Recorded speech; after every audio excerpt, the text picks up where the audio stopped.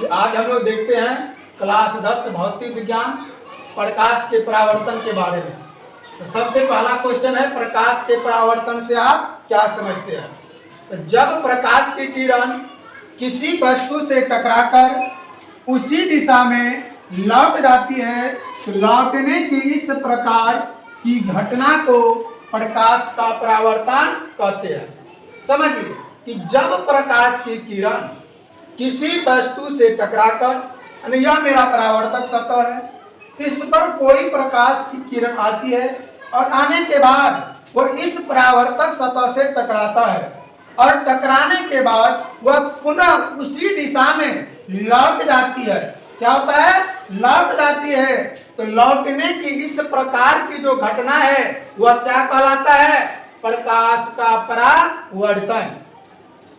और प्रकाश के परावर्तन में यह जो कोण बनता है आपतित किरण और अभिलंब के बीच, वह आपतन कोण हुआ, और परावर्तित किरण और अभिलंब के बीच जो कोण बनता है वह हुआ परावर्तन कोण।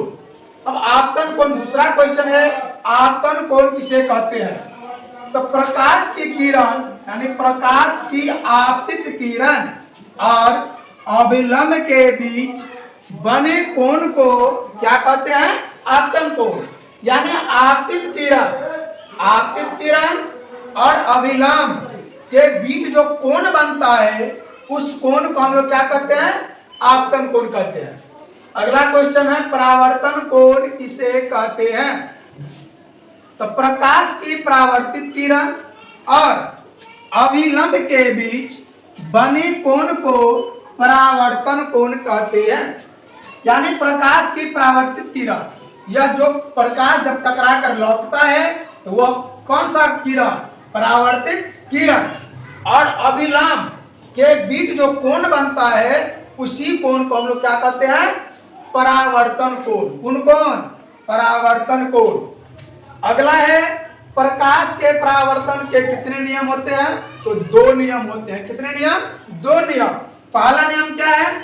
आपतन कोण और परावर्तन कोण हमेशा बराबर होता है।